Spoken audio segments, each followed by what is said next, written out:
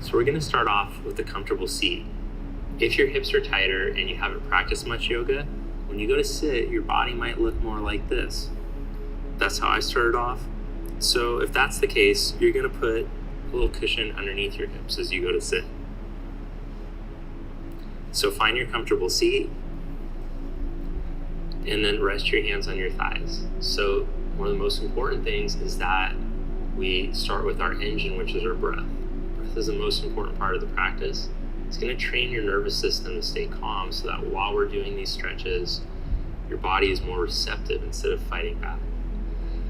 So close your eyes if it feels comfortable to, and relax your neck and your shoulders and your jaw. Relax your hips. And practice letting all of the air go out. Then as you breathe in, imagine I tied a band around your bottom ribs, and you're breathing that band wide in all directions, the whole 360 degrees. And as you exhale, let all the air go out. Let the ribs and the lungs deflate, and that band shrinks all the way. One more breath like that.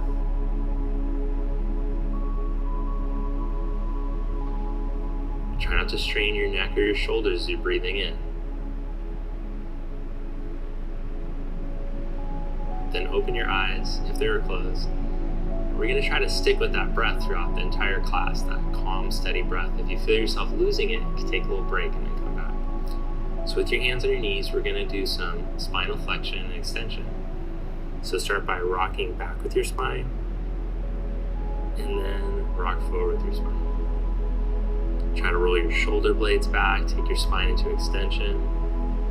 Exhale to rock back.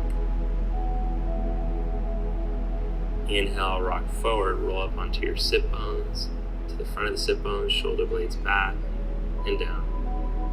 And exhale. Inhale.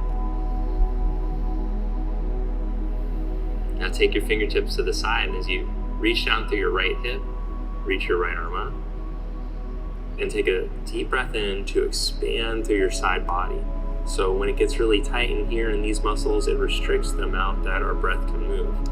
So good idea to get this to stretch open. And then as you exhale, keep your hip anchored, see if you can stretch a little further, but don't force it. Focus on the breath expanding and contracting. Come back up and change sides. Reach your arm up. Deep breath to expand. Exhale all the air out.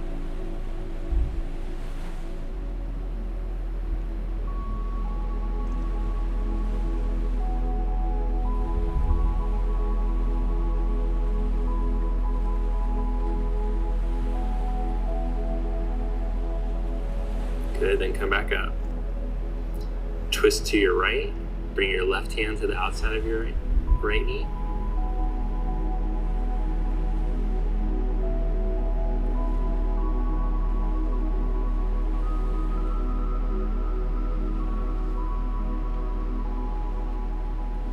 Twist to your left. Feel your breath moving.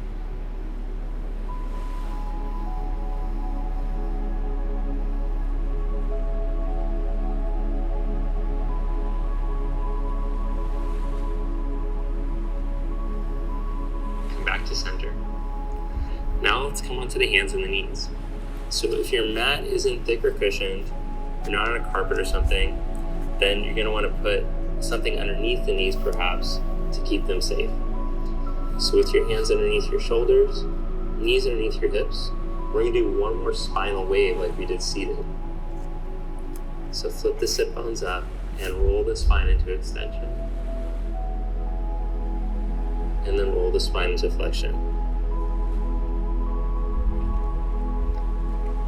Now come into neutral. Try not to let the spine extend or flex, but maintain the neutral. And then stretch your left leg back. Press down through the big toe mound. Stretch the leg towards straight. Now practice stabilizing your core. This is going to help to give you a real strong core. See if you can reach your right thumb up and then raise the arm away from the ground. Make sure that you haven't sacrificed your core to reach the arm up higher, but you're keeping the rib cage in. Then lower your hand and your knee. Let's change sides. Stretch the right leg back first without the hips twisting open. Keep your hips level to the ground. Now feel your strong core holding your rib cage in position, and slowly take your arm forward.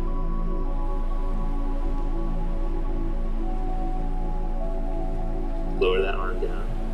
Lower the knee down. Let's do it one more time. This is so good for your lower back and for your core.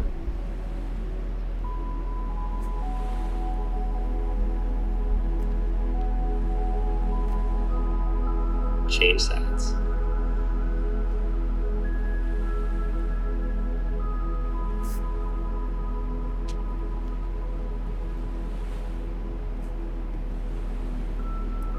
Nice job. Now we're going to do a puppy dog pose or child's pose. So for this one, you'll walk your hands forward until you feel a stretch, but see if you can keep the rib cage in its position instead of letting it drop.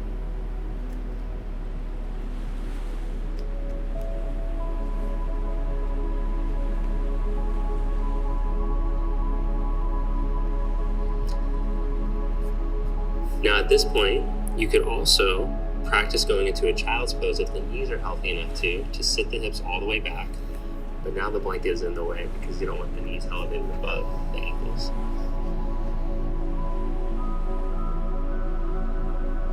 If that feels like it's too much on the knees, just stick with the puppy dog stretch.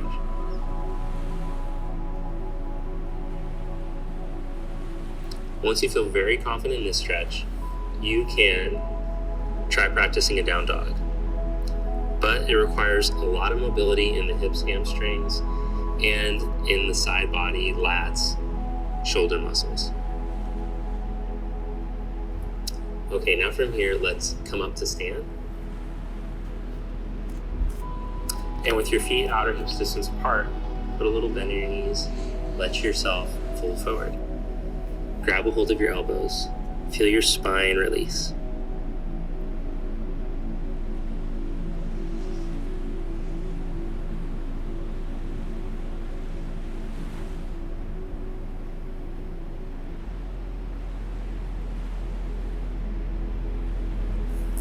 Release that and come up to stand.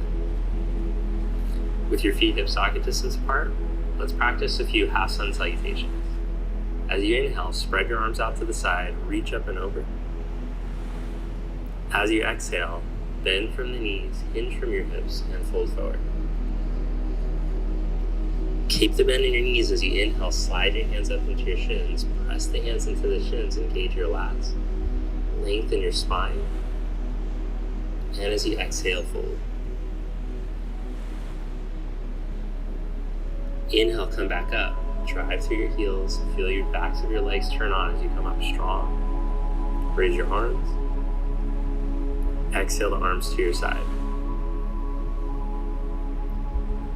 Inhale, raise your arms up. Exhale, fold forward.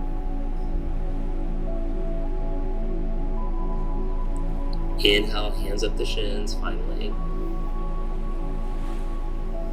Exhale, fold. Now let's come back to a seated position.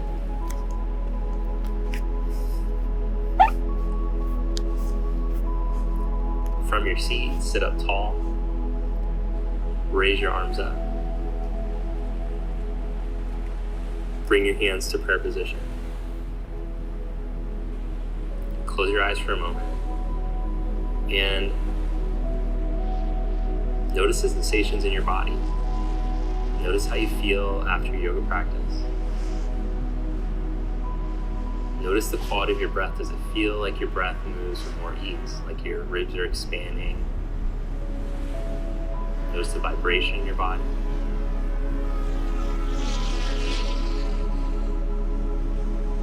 Thank you. Namaste. So thanks so much for joining me for this practice today.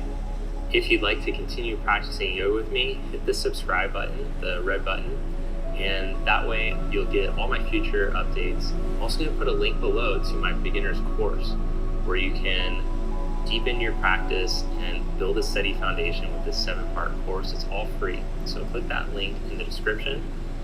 And also, let me know if you liked today's video. Leave a comment below what worked for you, what felt beneficial, and I hope to see you next time. If you have a few more minutes, I'm going to highly recommend that you lie down on your back for a couple minutes with your knees bent and let your body relax completely. This is going to become the most important part of the practice, so I want to encourage you to take this extra 2 minutes to lie down. All right, I'll see you next time on your mat.